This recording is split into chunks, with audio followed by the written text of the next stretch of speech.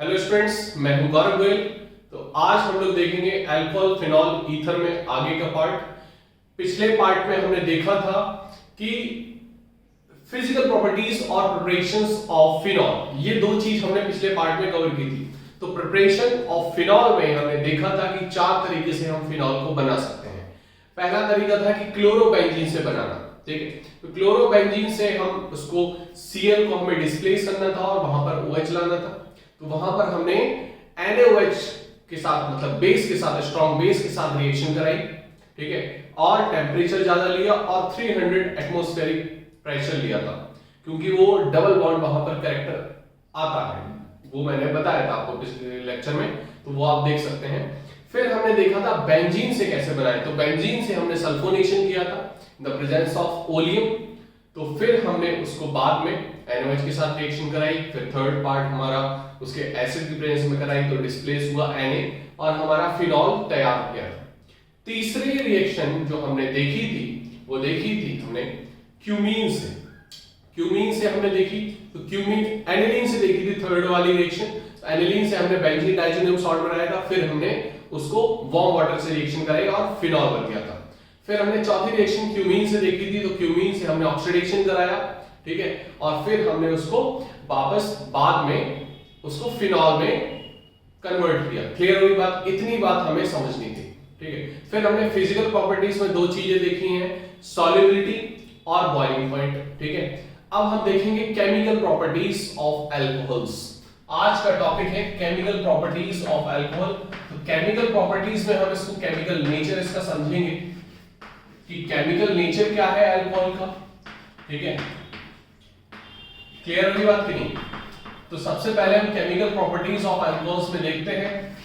तो alcohol basically क्या है कि ROH, ठीक है। यहां पर इसको समझना थोड़ा सा कि इसको बेसिकली बॉन्डिंग किस टाइप की है। तो यहां पर जो ROH है, यहां पर ये दोनों तरीके से बॉन्ड तोड़ सकता है। एक तो OH वाला बॉन्ड तोड़ सकता है, दूसरा ये कार्बन ऑक्सीजन का भी बॉन्ड तोड़ सकता है, ठीक है। ये दोनों बॉन्ड ब्रेक हो सकते हैं, इसीलिए इसको वर्सेटाइल बोलते हैं। क्या बोलते हैं? वर्सेटाइल। वर्सेटाइल क्या होता है? जो मतलब दो नेचर शो करता है, मतलब वो एसिडिक नेचर भी शो करेगा। अगर ये वाला बॉन्ड टूटा तो H+ देगा, ठीक है। तो एसिडिक नेचर शो किया इसने, ठीक है। अगर ये वाला CO वाला बॉन्ड टूटा तो यहां पर OH देगा, मतलब बेसिक नेचर भी शो करेगा। क्लियर हो रही बात करें? तो इसीलिए अल्कोहल्स हमारा वर्सेटाइल नेचर का होता है। तो केमिकल प्रॉपर्टीज में देखना होता है कि अल्कोहल, जिसकी हम पढ़ रहे हैं, अल्कोहल की पढ़ रहे हैं, तो अल्कोहल दूसरे रिएजेंट के साथ किस तरीके से बिहेव करता है, क्या प्रोडक्ट देता है, किस तरीके से उसकी रिएक्शंस होंगी, ठीक है। तो ये सारी चीज हमें देखनी होती है। तो अल्कोहल हमारा वर्सेटाइल नेचर है, ठीक है। वर्सेटाइल नेचर शो करता है। वर्सेटाइल नेचर समझ गए हो कि वो कभी डिपेंड करता है कि अटैकिंग ग्रुप पे, तो यहां पर वो OH वाला बॉन्ड भी टूट सकता है और CO वाला बॉन्ड भी टूट सकता है। क्लियर हो रही बात की? तो सबसे पहले हम देखेंगे कि OH वाला बॉन्ड तोड़ने पर, ठीक है, chemical properties, chemical reaction of alcohol on breaking OH bond. कौन सा बॉन्ड? OH bond. क्लियर होगी बात कि नहीं? OH बॉन्ड, ठीक है। तो हमें एसिडिक वाली चीज से हमें देखना है। अब यहां पर एक चीज देखना, इसमें सबसे इंपॉर्टेंट जो रिएक्शन आती है कि अल्कोहल, जब अल्कोहल हमारा किसी मेटल के साथ रिएक्ट करेगा, क्या करेगा? किसी मेटल के साथ रिएक्शन करेगा, तो बनाएगा क्या? सोडियम, जो कोई भी ले लेंगे, अगर सोडियम ले लिया तो मेटल के साथ ये वाला जो पार्ट है, ये क्या कहलाएगा? ये वाला पार्ट क्या कहलाएगा? देखो, ये वाला पार्ट हम उसमें लेते थे, किसमें? ईथर में, ROR। तो ये क्या कहलाएगा? एल्कोक्सी कहलाएगा। तो क्या कहलाएगा? Metal alkoxide. क्या बनाएगा? Metal alkoxide. क्लियर होगी बात की नहीं? समझ में आ गई बात की नहीं? तो ये हमारा एल्कोक्साइड हो गया, मेटल एल्कोक्साइड। क्लियर? तो इसको आप नोट कर सकते हो। अब हम रिएक्शन देखेंगे किसी मेटल के साथ, किस तरीके से वो ट्रीट करता है। क्लियर होगी बात की नहीं? तो मेटल के साथ अगर अल्कोहल की रिएक्शन होगी, मतलब अल्कोहल जब मेटल के साथ रिएक्ट करेगा तो हमारा क्या बनाएगा? Metal alkoxide. क्लियर?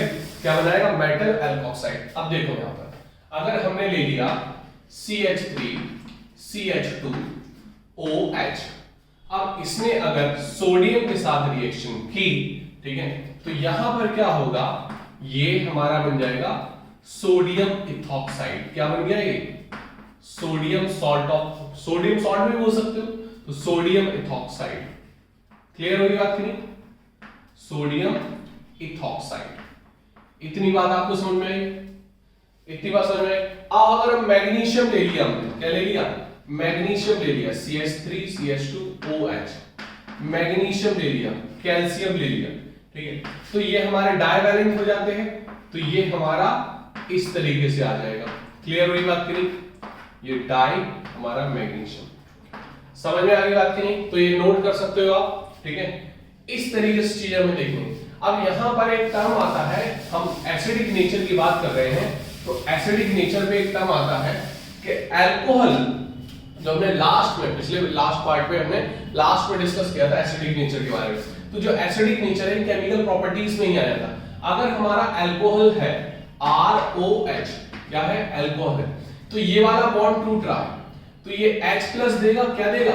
H+ देगा, ठीक है, और RO निकल जाएगा ये, ठीक है। तो अब यहां पर जो H+ दे रहा है, तो सामने वाला प्रोटॉन एक्सेप्टर होगा, तभी H+ निकल रहा है। क्लियर?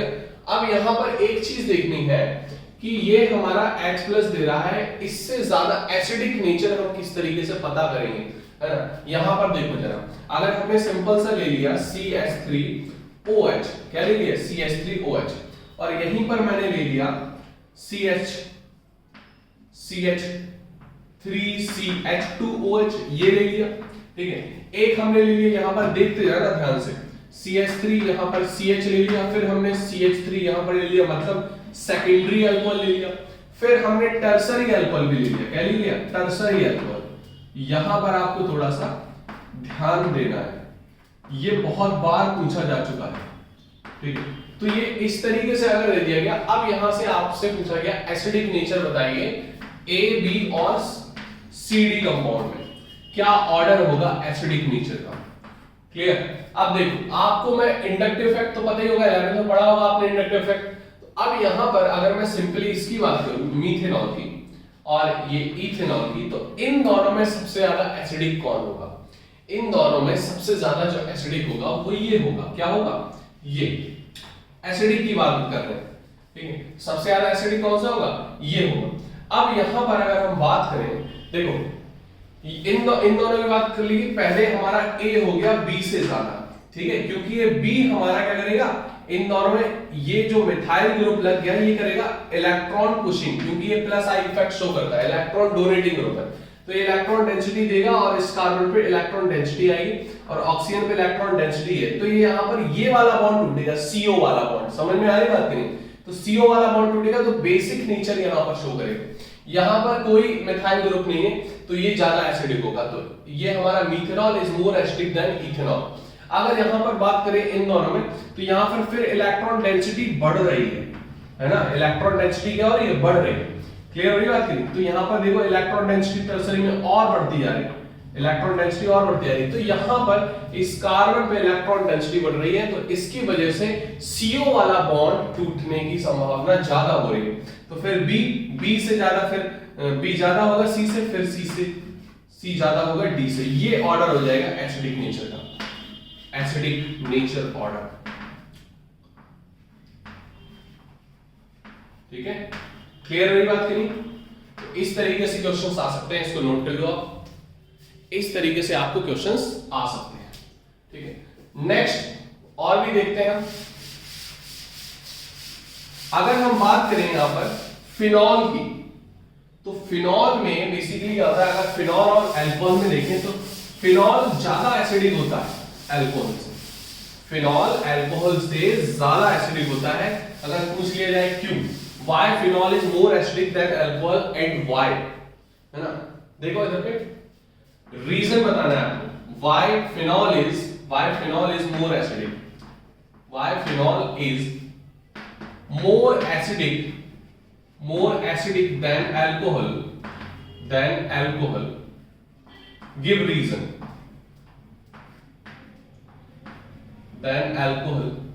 reason, रीजन भी बताना है।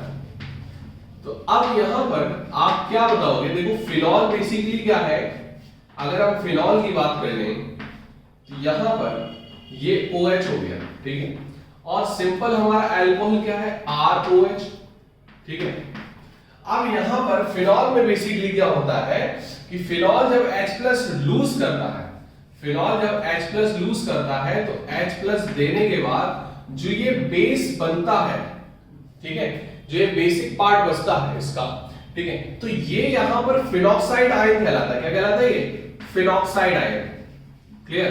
तो फिनॉक्साइड आयन बहुत ज्यादा स्टेबल हो जाता है। देखो बेसिकली अगर कोई चीज टूटकर जा रही है उसके बाद वो चीज स्टेबल हो रही है तो टूटना ज्यादा बेटर है, क्योंकि वो ज्यादा स्टेबल, मतलब फिनॉल से ज्यादा स्टेबल फिनॉक्साइड आएगा। अब इस वजह से ये नेगेटिव आ गया, तो यहां पर हो गया कंजुगेशन की वजह से यहां पर ये रेजोनेंस काम करेगा, ठीक है, रेजोनेंस काम करेगा। अगर हम इसके रेजोनेटिंग स्ट्रक्चर देखें तो 5 रेजोनेटिंग स्ट्रक्चर बनेंगे। यहां पर अगर हम बात करें तो ये H+ अगर ये लूज कर रहा है, ये H+ क्या कर रहा है, लूज कर रहा है, और यहां पर ये क्या बन गया, अल्कोक्साइड आयन, तो ये ज्यादा स्टेबल नहीं बन पाता है, ये ज्यादा स्टेबल नहीं बन पा रहा। और अगर हम अल्कोक्साइड की आयन की बात करें तो प्राइमरी, सेकेंडरी और टर्सरी, तो प्राइमरी ज्यादा स्टेबल होगा, क्योंकि जितना ज्यादा इलेक्ट्रॉन डेंसिटी अगर बढ़ती गई, ठीक है, कार्बन पे ड्यू टू इंडक्टिव इफेक्ट, अगर देखो यहां पर अगर हम बात करें CH3 CH2O नेगेटिव, ठीक है, इसकी बात कर लें। अगर हम बात कर लें CH3 और O नेगेटिव, इसकी बात कर लें, और हम इसकी बात कर लें CH3 और यहां पर CH3 और O नेगेटिव, तो यहां पर ये अनस्टेबिलिटी बढ़ती आ रही है। अगर हम पहले की बात करें, दूसरी की बात करें और तीसरी की बात करें, तो तीसरा सबसे कम स्टेबल है, first is more stable than second than third. समझ में आ रही बात की नहीं? क्लियर हो गई बात की नहीं? तो यहां पर इस तरीके से देख सकते हैं स्टेबिलिटी ऑर्डर। क्लियर हो गई बात की नहीं? अगर स्टेबिलिटी का ऑर्डर देखना है तो यहां से देख सकते हैं। तो ये फिनॉक्साइड आयन ज्यादा स्टेबल बन जाता है जब H+ लूज करता है। यहां पर अल्कोहल नहीं बन पा रहा है, क्योंकि ये पूरा का पूरा इंडक्टिव इफेक्ट शो करेगा। तो ये इंडक्टिव इफेक्ट शो करेगा, यहां पर इलेक्ट्रॉन डेंसिटी बढ़ रही है, तो ये रिपल्शन होगा, ये स्टेबल नहीं हो रहा। ये क्या हो रहा है? रिपल्शन। यहां पर ऑक्सीजन का जो नेगेटिव है कहीं से न्यूट्रलाइज नहीं हो रहा। हां, अगर यहां पर इलेक्ट्रॉन विड्रॉइंग ग्रुप लग जाता है तो ये इलेक्ट्रॉन डेंसिटी ऑक्सीजन की कम हो सकती है। यहां पर ये रेजोनेंस की वजह से ये स्टेबल बन रहा है, तो इसीलिए फिनॉल ज्यादा स्टेबल होता है, ज्यादा एसिडिक होता है कंपेयर टू अल्कोहल।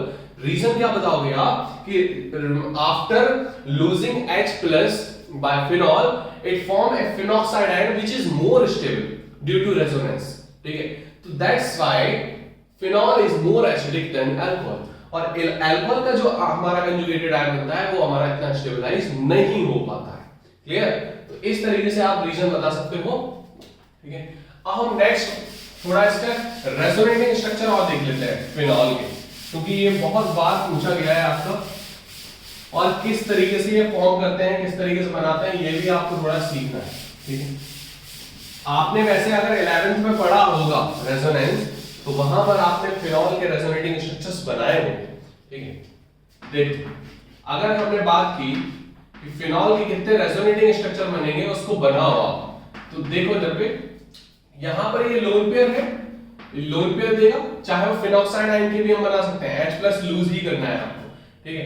तो यहां पर देखिए आप कि ये क्या बन जाएगा, ये इस तरीके से फॉर्म होगा, और यहां पर ये लोन पेयर देगा इसको, और ये इस तरफ शिफ्ट होगा, तो यहां पर इलेक्ट्रॉन डेंसिटी बढ़ रही है, यहां पर ऑक्सीजन पे क्या गया, ये इलेक्ट्रॉन डेंसिटी देगा, तो यहां पर ये बॉन्ड बन रहा है, क्योंकि ये इधर आ रहा है तो इलेक्ट्रॉन डेंसिटी इस पे है, और ये प्लस, तो ये बन गया बॉन्ड, और यहां पर ये नेगेटिव आ गया, ये एज इट इज रहा, ये बॉन्ड एज इट इज रहा।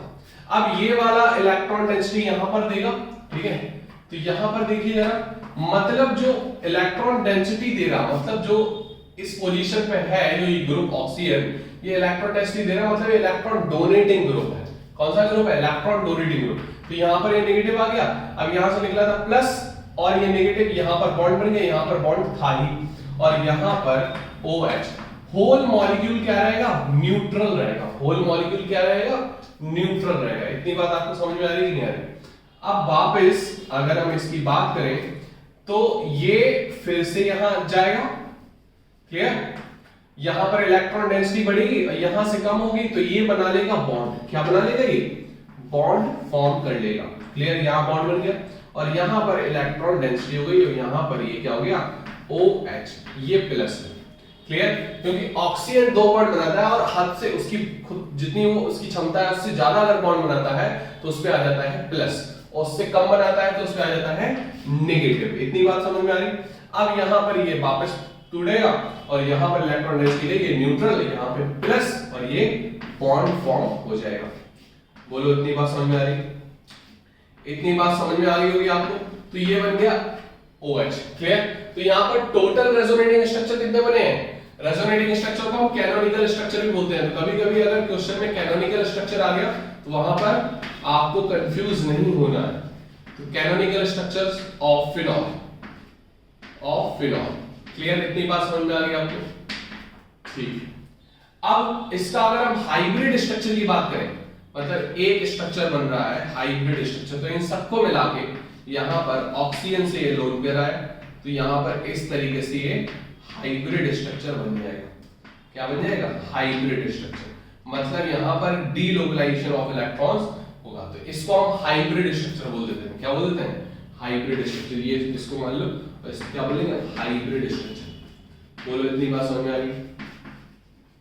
Hybrid structure of phenol, clear? इसको नोट कर सकते हो आप, इसको नोट कर सकते हो। तो ये क्वेश्चन आ सकते हैं आपके पास, क्लियर? ये क्वेश्चन आपके पास आ सकते हैं। इतनी बात समझ में आ गई? अब आपको ये चीज समझ में आ गई होगी कि 5 रेजोनेटिंग स्ट्रक्चर बन गए, मतलब फिनॉल तो बहुत ज्यादा स्टेबल बन रहा है, क्योंकि जितने ज्यादा रेजोनेटिंग स्ट्रक्चर होते हैं उतनी ज्यादा स्टेबिलिटी होती है। अगर आपने रेजोनेंस पढ़ा है तो आपको बिल्कुल पता होगा, क्लियर? क्योंकि जितनी ज्यादा रेजोनेटिंग स्ट्रक्चर बनते हैं उतनी ज्यादा स्टेबिलिटी होती है, उतना स्टेबल हाइब्रिड स्ट्रक्चर होता है, उतना स्टेबल कंपाउंड रहता है। क्लियर हुई बात? इतनी बात आपको समझ में आ गई? ठीक है। तो एसिडिक नेचर आपको समझ में आ गया, समझ में आ गई बात? अब अगर हम बात करें कि किस तरीके से हमारा CO जो हमने देखा था कि OH बॉन्ड हम तोड़ रहे थे, तो यहां पर हमने एसिडिक नेचर को पढ़ लिया। एसिडिक नेचर को पढ़ लिया हमने, 2 चीज यहां पर कंप्लीट कर ली।